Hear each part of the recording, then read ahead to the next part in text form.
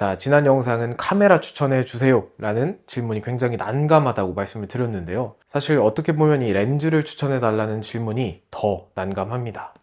그 이유가 뭐냐면, 자, 이 렌즈가 결정하는 것이 있습니다. 무엇을 결정할까요? 바로 장르를 결정합니다.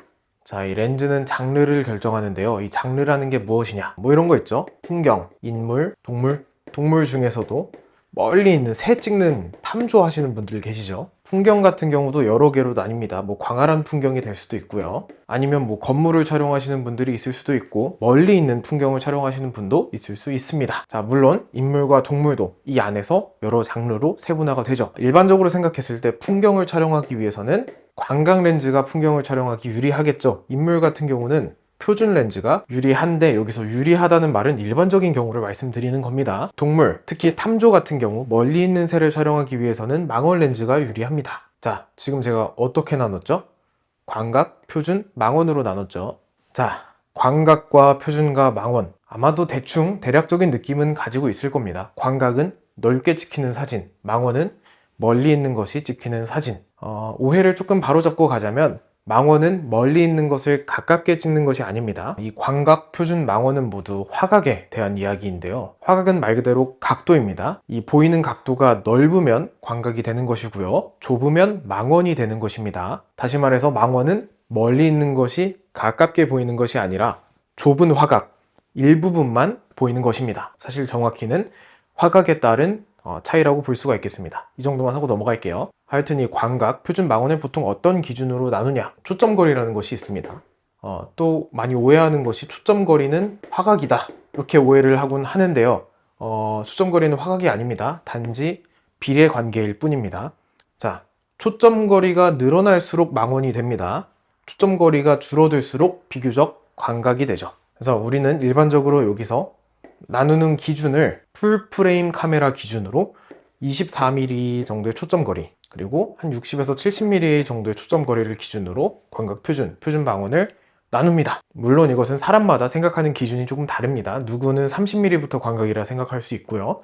아니야, 20mm는 돼야지 광각이지 라고 생각할 수도 있는데, 그러니까 이 기준은 한 이 정도에서 광각, 표준이 나뉘고 이 정도에서 표준, 망원이 나뉜다 정도로 생각하시면 좋겠습니다. 그래서 흔히 사용하는 렌즈가 2470이라고 하는 24mm부터 70mm까지의 초점거리를 가진 렌즈가 있습니다. 자, 그리고 망원이라고 하면 망원의 대명사 70-200 렌즈가 있고요. 물론 망원으로 가고자 하면 뭐 2000mm, 3000mm 끝도 없기 때문에 하여튼 간에 70mm 이상이 망원이다. 그리고 광각 렌즈의 대명사는 1635 렌즈가 있습니다. 16mm부터 35mm까지. 물론 더 광각인 렌즈도 많이 있습니다. 그래서 극단적으로 갈수록 초광각 렌즈, 극단적으로 갈수록 초망원 렌즈, 이렇게 이야기를 하곤 합니다. 참고로 뭐 초표준 렌즈 이런 건 없습니다. 울트라 표준 이런 건 없습니다. 하여튼 광각이 있고 표준이 있고 망원 렌즈가 있다. 그 안에서 스테디셀러 렌즈가 1635 렌즈, 2470 렌즈, 70-200 렌즈 정도가 있다는 것입니다. 자, 그러면 내가 지금 사진을 촬영하고 싶은데 광각 렌즈가 필요한지, 표준 렌즈가 필요한지, 망원 렌즈가 필요한지를 어떻게 할 수 있냐? 자, 이게 있습니다. 이게 뭐죠? 번들 렌즈죠. 카메라를 사면 기본으로 주는 렌즈가 번들 렌즈인데요. 한 두 가지 정도의 특징이 있습니다. 자, 첫 번째 특징, 표준 화각.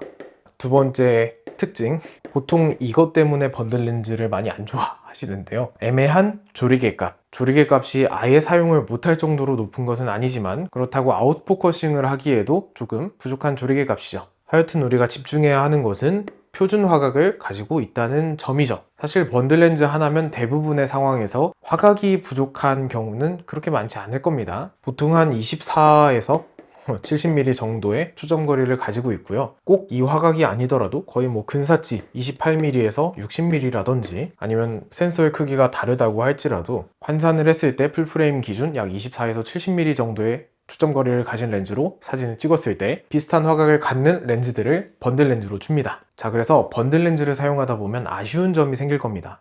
나는 조금 더 넓게 찍고 싶어, 아니면 조금 더 멀리 있는 것을 줌을 당겨서 촬영하고 싶어. 자, 그러면 선택지가 조금 좁혀지게 되겠죠. 광각이 부족하다 하면 광각 렌즈를 사시면 되고요. 망원이 부족하다 하면 망원 렌즈를 구매하시면 됩니다. 하지만 반대로 나는 표준 화각 자체는 정말 문제가 없는데 아웃포커싱을 좀 하고 싶어, 조리개 값도 좀 낮았으면 좋겠고 화질도 좋은 렌즈를 사고 싶어, 그러면 표준 화각에서 고급 렌즈를 구매하시면 됩니다.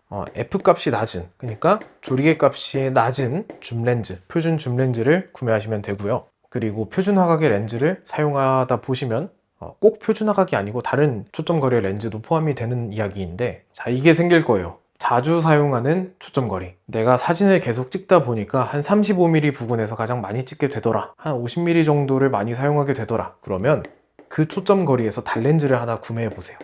한 35mm, 50mm, 아니면 24mm도 괜찮고요. 많이 사용하는 화각에서 단렌즈를 하나 구매하신다면 낮은 조리개 값과 좋은 화질을 확 체감을 하실 수가 있을 겁니다. 단렌즈, 어떤 단렌즈가 좋나요? 라는 이야기는 사실 본인이 사용했을 때 가장 자주 사용하는 화각을 구매하는 것이 유리하지 않을까 하는 게 제 생각이고요. 하여튼 렌즈를 추천해 달라는 이야기가 왜 어려운 이야기인지 이제 어느 정도 이해가 되시죠? 선택지도 너무 많고 그 선택지에 따라서 장르가 결정되다 보니까 아무것도 모르는 상태에서 본인에게 딱 맞는 알맞는 렌즈를 알려드리기가 어렵다는 이야기죠. 하여튼 앞으로 제가 이런 컨텐츠, 추천해주고 카메라 렌즈 추천해주는 컨텐츠를 많이 할 건데요. 그럴 때 있어서 본인에게 필요한 렌즈가 무엇인지 갈피를 잡는 데 도움을 드리고자 이 영상을 제작하게 되었고요. 특히 요즘에 정말 많이 달려요, 댓글로. 이 카메라 사용하는데 렌즈 어떤 거 사용하면 좋나요? 정말 죄송한 말씀이지만 제가 답글을 바로바로 못 따라드리는 게 무시하는 것이 아니고요. 정말로 어떤 거를 추천해야 될지 많은 고민을 하게 되고 또 선뜻 말씀드리기가 어려워서 그렇습니다. 그래도 이번 영상 참고하셔서 다시 물어보시면 제가 또 성심성의껏 답변을 준비해 보도록 하겠고요. 오늘 렌즈 추천에 관한 이야기는 여기까지 하도록 하겠습니다. 감사합니다.